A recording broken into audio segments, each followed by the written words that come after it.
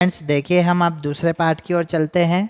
ये उच्चारण के बारे में आपको बताया। दूसरे पाठ का नाम आपको पता है, बिलस्य वाणी न कदापि में श्रुता, है ना। मतलब गुफा से आवाज़ मैंने कभी भी नहीं सुनी। तो इसका एक पदन देखिए क्या दिया हुआ है। तो एक पदन इसका दिया हुआ है, सिंहस्य नाम किम। शेर का नाम क्या था? तो आ जाएगा उत्तर खरन खरह। फिर दूसरा है, गुहायाम स्वामी कहा आसित। गुफा का स्वामी कौन था? तो बोलेंगे दधिपुच्छः। दधिपुच्छ नाम का जो श्रृगाल था।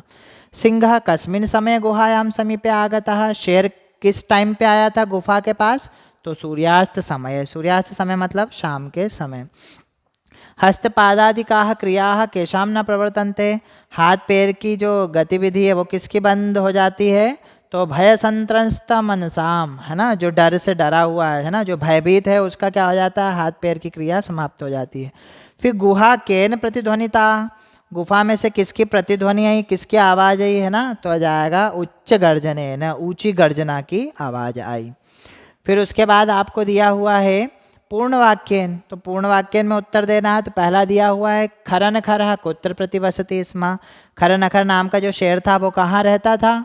तो आ जाएगा खरन खरह कस्मिश्चित वने प्रतिवसति स्म। किसी वन में रहता था, किसी जंगल में रहता था। दूसरा है, महतिम गुहाम दृष्टवा सिंह किम अचिंतयत। ये आपको चैप्टर अच्छे से रीड कर लेना, आराम से आ जाएगा, आपको याद हो जाएगा। तो बड़ी गुफा देखकर शेर ने क्या सोचा? महतीम गुहाम दृष्टवा सिंह अचिंतय। देखो यहाँ के यहाँ तक का तो ये प्रश्न आ गया। फिर यहाँ पे इन्वर्टेड कॉमा में लिखना, नूनम एतस्याम गुहायाम रात्रौ कोऽपि जीवः आगच्छति अतः अत्रैव निगूढ़ो भूत्वा तिष्ठामि इति।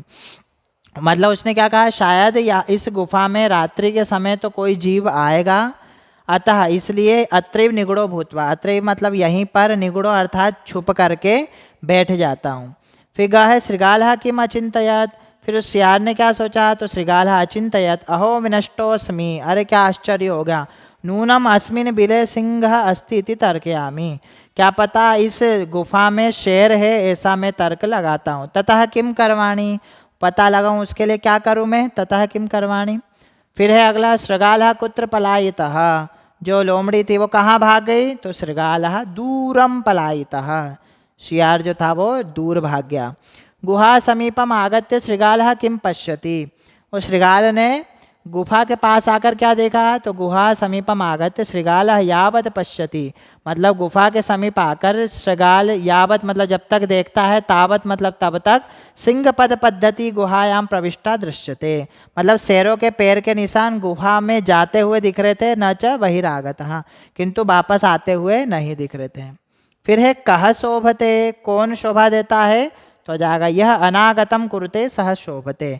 जो बिना सोचे करता है वह, सॉरी, यह अनागतम कुरुते सह शोभते। मतलब जो पहले से विचार कर लेता है ना, पहले से आने वाली विपत्ति को भाप लेता है, वह क्या होता है? बहुत शोभनीय होता है, शोभा देता है। फिर रेखांकित आदित्य प्रश्न निर्माण करना है। तो प्रश्न निर्माण कैसे करेंगे? क्षुधार्तः सिंह कुत्रापि आहारम न प्राप्तवान। भूखे शेर ने कहीं पे आहार नहीं प्राप्त किया। आपको क्या करना? अंडरलाइन जहाँ है उसको ही प्रश्न बनाना है। तो क्षुधार्तः का क्या आ जाएगा प्रश्न? कीदृशा। कीदृशा अर्थात कैसा। अगला है दधिपुच्छ नाम श्रृगालः गुहायाः सामी आसीत्। तो दधिपुच्छ नाम का, तो दधिपुच्छ के नीचे अंडरलाइन है, तो इसका प्रश्न क्या बन जाएगा? किम नाम, किस नाम का। फिर है ऐसा गुहा स्वामिनः सदा आह्वानम करोति। यह गुफा स्वामी का सदा आह्वान करती है। अंडरलाइन किसके नीचे है? स्वामिनः। तो किसका आह्वान करती? तो किसका का प्रश्न क्या बन जाएगा? कस्य। स्वामिनः का क्या प्रश्न बन जाएगा? कस्य। फिर घा है भय संत्रस्त मनसाम हस्तपादादिकः क्रिया न प्रबंध। भय के कारण हमारे हाथ पैर क्या हो जाते हैं? ठंडे पड़ जाते हैं। तो हस्तपादादिकः की जगह क्या जाएगा? कीदृशाः, है ना, हाथ पैर कैसे हो जाते हैं। फिर आएगा आह्वानेन श्रृगालः बिले प्रविश्य। तो हमें कहाँ देखना है? बिले। अंडरलाइन किसमें? बिले, सप्तमी विभक्ति। तो प्रश्न क्या बन जाएगा? कस्मिन् प्रवेश्य। ये हो गया। फिर है उत्तराणी परिभ्रमण सिंह क्षुधार्तो जातः। घूमता हुआ शेर क्या हो गया? क्षुधार्ता। सिंह एका महतीम गुहाम अपश्यत। अब शेर ने क्या किया? एक बड़ी गुफा को देखा। तो देखिए इसको एक मिनट।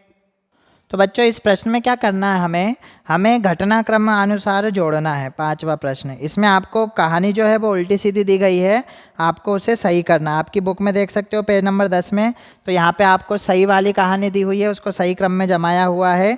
तो पहला क्या आ जाएगा, परिभ्रमण सिंह क्षुधार्तो जातः, है ना, घूमता हुआ जो शेर था वो भूखा था। सिंह एका महती गुहा, फिर उसके बाद क्या घटना घटी, शेर ने एक बड़ी गुफा देखी। फिर उसके बाद क्या घटना घटी, गुहाया स्वामी दधिपुच्छ नामा श्रृगाल समागच्छत। अब उस समय क्या हुआ, दधिपुच्छ नाम का श्रृगाल वहाँ पे आ गया। फिर घ वाला क्या जाएगा, उसके बाद की कहानी, गुहायाम कोपी अस्ति इति श्रृगाल से विचारः। अब क्या हुआ, गुफा में कोई है ऐसा किसने सोचा, श्रृगाल ने, है ना। फिर है दूरस्थ श्रृगाल रवम कर्तुम आरब्धवान। अब जब वो गुफा के समीप आया, उसने सोचा कोई है गुफा में, तो उसने क्या किया, दूर से रवम कर्तुम आरब्ध, मतलब आवाज़ देना शुरू किया। फिर क्या हुआ, सिंह श्रृगाल से आह्वानम अकरोत्। अब शेर ने क्या किया, श्रृगाल का आह्वान किया। और अंतिम में क्या हुआ, दूरम पलायमानः श्रृगालः श्लोकम अपठत्। फिर दूर जाते हुए श्रृगाल ने क्या किया, श्लोक पढ़ा। फिर यहाँ पे निर्देशानुसार उत्तर का दिया हुआ, एकाम महतिम गुहाम दृष्टवा सा अंचित। इस वाक्य में क्या करना, हमें विशेषण पद बताना है।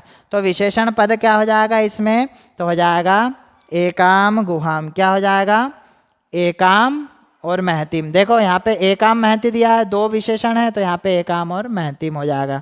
फिर दिया तदहम अस्य आह्वानम करोमि, इसमें अहम का पद किसमें प्रयुक्त हुआ है, तो शेर के लिए, क्योंकि ये किसने कहा था, शेर ने कहा था। यदि त्वं मां न आह्वयसि अस्मिन वाक्य कर्तपदम, तो ये किसने कहा था, यदि त्वं, है ना। तो कर्ता पद क्या हो जाएगा यहाँ पे, त्वं, मतलब तुम्हारे बारे में बात कर रहा, आह्वयसि।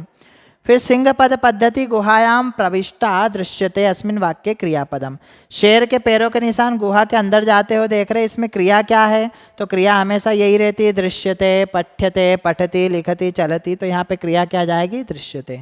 फिर वने अत्र संस्था से समागता जरा अस्मिन वाक्य अव्यय पदम, अव्यय क्या आ जाएगा, वने अत्र, तो यहाँ पे अत्र शब्द क्या हो जाएगा, आपका अव्यय हो जाएगा। फिर आपको दिया रिक्त स्थान, एकस्मिन् वने खाली स्थान व्याध जालम विस्तीर्य खाली स्थान स्थितः। तो कश्चन व्याध, कोई व्याध, विस्तीर्य मतलब दूरे स्थितः, तो ये इसमें से आपको छांट करके लिखना है, तो क्या जाएगा, दूरे। क्रमशः आकाशात सपरिवार कपोत राजा खाली स्थान आगच्छत, कहाँ आए, कपोत राजा अर्थात कबूतरों के राजा, कबूतरों का समूह, नीचे ही अर्थात नीचे। खालिस्तान कपोतः तंडुलान अपश्यत, यदा मतलब जब, कपोता अर्थात कबूतरों ने, तंडुलान अर्थात चावलों को देखा, तदा तेषाम लोभ हो जाता है, उस समय क्या उनको लोभ हो गया। परम राजा सहमतः न आसीत्, किंतु राजा ने मना किया। तस्य युक्ति आसीत् यदि वने कोपि मनुष्य नास्ति, तो उस राजा ने क्या सोचा कि वन में कोई मनुष्य तो है नहीं, फिर चावल कैसे आए। कुतः तंडुलानाम संभवः, कहाँ से चावल आए।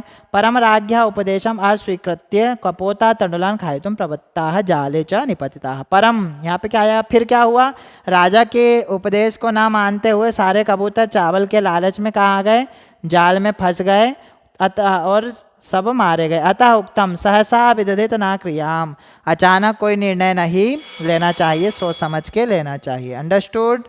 ये द्वितीय पार्ट आपका कंप्लीट।